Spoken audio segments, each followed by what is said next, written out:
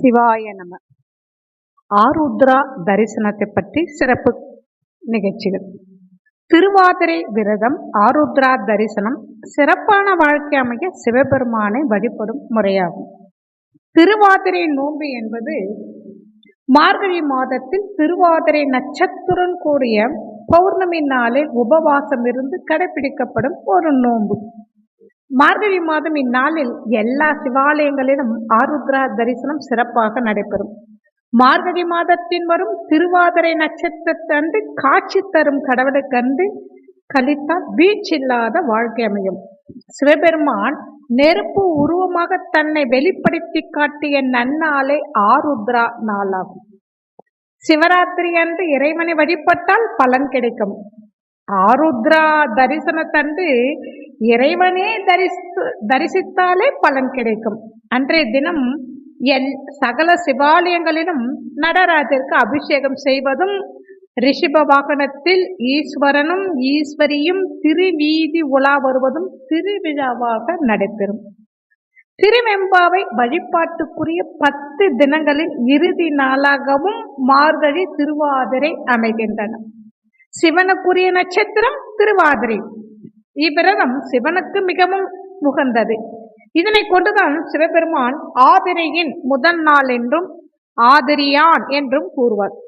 அதாவது கணவன் நீண்ட ஆயுளுடன் வாழ வேண்டும் என்பதற்காக பெண்கள் மார்கழி மாதம் திருவாதிரை நாளில் முழு நிலவும் இணைந்திருக்கும் நாளில் விரதம் இருந்து சிவபெருமானை வழிபடுவதன் மூலம் நீண்ட ஆயுள் கிடைக்கும் என்ற ஐதீகத்தின் அடிப்படையில் இந்த நோன்பு இருக்கின்றார்கள். திருவாதிரை விரதம் தீர்க்க சுமங்கலி வரம் தரும் விரதமாக கடைபிடிக்கப்படுகிறது. இந்த நாள் விரதம் இருந்து தாலி சரடு மாற்றி சிவபெருமானை வழிபடுவதன் மூலம் கணவருக்கு நீண்ட ஆயுள் கிடைக்கும் என்பது நம்பிக்கை. இதுதான் மாங்கல்ய நோன்பு என்றும் அழைக்கின்றனர். அதாவது திருவாதிரை நோன்பு, ஆருத்ரா தரிசனம் அந்த திருவாதிரை நட்சத்திரத்துடன் கூடிய பௌர்ணமி தினத்தில் வழிபடுதல். அந்த விரதம் இருக்கும் முறை: மார்கழியில திருவாதிரை நாள்ல அதிகாலை 4 மணிக்கு எழுந்து நீராடி சிவநாமம் ஜெபித்து திருநீறு பூச வேண்டும்.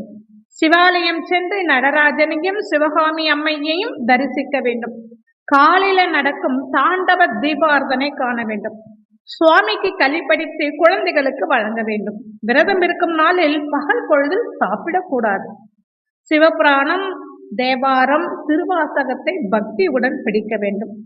இரவுல எளிய உணவு சாப்பிட்டு விரதத்தை முடிக்கலாம். இந்த விரதத்தினால் ஏற்படும் பலன்கள்: மார்கழி மாதம் திருவாதிரை தினத்தன்று விரதம் இருந்து சிவபெருமானை பூஜித்து வழிபட்டால் நல்ல கணவன் கிடைப்பார்.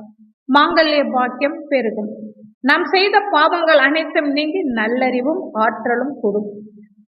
ஒவ்வொரு மாதமும் சிவபெருமானுக்குரிய திருவாதிரை நட்சத்திரம் வரும். இருப்பினும் மார்கழியில் வரும் திருவாதிரை நட்சத்திர நாள் தான் மிக சிறப்பு வாய்ந்தது.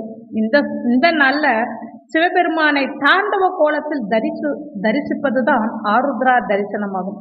கோயிலுக்கு செல்ல முடியாதவர்கள் வீட்டிலேயே பிரம்ம முகூர்த்த நேரத்தில் விளக்கேற்றி சிவபெருமானை மனதார வணங்கலாம்.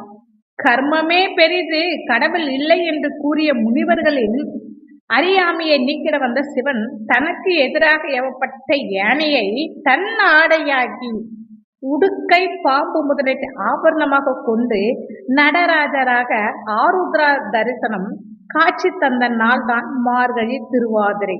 அன்றுதான் தில்லையில் நடராஜர் வயாகரபாத முனிவருக்கு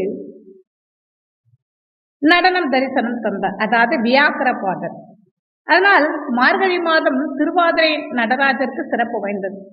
அவற்றில் சிதம்பரத்தில் நடப்பது மிகவும் சிறப்புடையதாம். திருவாதிரை தினத்தில் தில்லை நடராஜ பெருமான் அரோகணித்து தேரில் வீதி வலம் ஒரு காட்சி அற்புத காட்சி ஆகுமா. இதைதான் ஆருத்ரா தரிசனம் என்று கூறுவர். ஆருத்ரா என்பது ஆதிரியை குறிக்கும் சொல். இக்காட்சியை கண்டு தரிசிக்க பிற நாடுகளிலிருந்தும் அடியார் கூட்டம் தொன்று தொட்டு இங்கு செல்வது வழக்கம். சிதம்பரத்தில் இருக்கிற நடராஜ பெருமானாடும் ஆனந்த தாண்டவத்தை தரிசித்தால் முக்தி கிடைப்பதாகவும் சொல்லப்படுகிறது. அந்த தில்லை நடராஜனுக்கு திருவாதிரை களி பிடிக்க காரணம் என்ன? அது எதனால் ஆருத்ரா கொண்டாடுகின்றார், அந்த திருவாதிரையில் ஆருத்ரா களி ஏன் படைக்கின்றார் என்பதை இந்த கதையின் மூலம் நாம் தெரிந்து கொள்ளலாம். முன்னொரு காலத்துல தில்லையில சேந்தனார் எனும் சிவபக்தர் வாழ்ந்து வந்தார். அவர் விறகு வெட்டி விற்று தன் குடும்பத்தை நடத்தி வந்தாலும் தினமும் சிவ பூஜை செய்ய தவற மாட்டாராம். அது மட்டுமல்ல, தன்னை நாடி வரும் சிவனடியார்களுக்கும் விருந்தளித்து மகிழ்வாராம். சிவனடியார்கள் உணவு உண்பது சிவபெருமானே நேரில் வந்து உண்பதாக நினைத்து மகிழ்வார்களாம். ஒரு நாள் திருவாதிரை திருநாளுக்கு முதல் நாள் இரவில் இருந்து கடுமையான மழை பெய்து கொண்டிருந்தது. தொடர் மழையால் எங்கும் வெளியில் விறகு வெட்ட செல்ல முடியாமல் சேந்தனார் தவித்தார். அதனால வீட்டில் சமைப்பதற்கு எந்த பொருளும் இல்லை. காட்டிற்கு சென்று விறகு வெட்டி கொண்டு அதை விற்று வந்தால்தான் அன்றைய உணவு. அதனால்தான் சிவனடியார் யாராவது வந்தால் என்ன செய்வது, அவர்களை எப்படி உபசரிப்பது என்று அவர் மனைவியும் சேந்தனாரும் கவலைப்பட்டு கொண்டிருந்தார்கள். அப்பொழுது அவர்கள் வீட்டின் வாசல் முன் திருச்சிற்றம்பலம் சம்போ மகாதேவா என்ற குரல் கேட்டது. வெளியில் சிவனடியாரை பார்த்ததும் அவரை மகிழ்வுடன் வீட்டிற்கு அழைத்து அவருக்கு ஆசனம் அழைத்து பணிவிடை செய்தார்கள். சிவனடியாரின் பசியை போக்க வீட்டில் சமைப்பதற்கு ஒன்றுமில்லை என்பதால் சேந்தனாரின் மனைவி வீட்டில் இருந்த சிறிதளவு அரிசி மாவில் வெல்லம் பாகு தயாரித்து கலந்து களி கிளறினார். சிவனடியாரும் அவர்கள் கொடுத்த களியை உண்டு மகிழ்வுடன் அவர்களை வாழ்த்தி விடை பெற்று சென்றார். மறுநாள் காலை சேந்தனாரும் அவர் மனைவியும் ஸ்ரீ நடராஜ பெருமானை தரிசிக்க சிவாலயம் சென்றார்கள். அங்கு கோயிலை திறந்த தில்லைவாழ் அந்தணர்கள் இறைவன் சன்னதியில் களி சிதறி கிடப்பதைக் கண்டு வியந்தார்கள். சேந்தனாரும் அவர் மனைவியும் இறைவன் முன் களி சிதறி கிடப்பதைக் கண்டு ஆச்சரியமடைந்தனர். சேந்தனாரும் தமது வீட்டிற்கு சிவனடியார் வந்ததையும் அவருக்கு களி கொடுத்து உபசரித்ததையும் அந்தணர்களிடம் கூற, இது நடராஜ பெருமானின் திருவிளையாடல் என்பது அறிந்து சேந்தனாரையும் அவர் மனைவியையும் போற்றி மகிழ்ந்தார்கள். அன்றிலிருந்துதான் மார்கழி திருவாதிரை திருநாளில் களி செய்து ஸ்ரீ நடராஜ பெருமானுக்கு நிவேதனம் செய்வது வழக்கமாகிவிட்டது என்று புராணம் கூறுகின்றனர். எனவே திருவாதிரை விரதம் மேற்கொண்டு திருவாதிரை களி உண்பவர்களெல்லாம் சொர்க்கம் செல்வார்கள் என்பது நம்பிக்கை. திருவாதிரை விரதம் இருந்து ஆருத்ரா தரிசனம் திருநாளில் சிவாலயம் சென்று எல்லா வல்ல நடராஜ பெருமனை தரிசிப்போம், அளவில்லா ஆனந்தம் அடைவோம். திருச்சிற்றம்பலம்.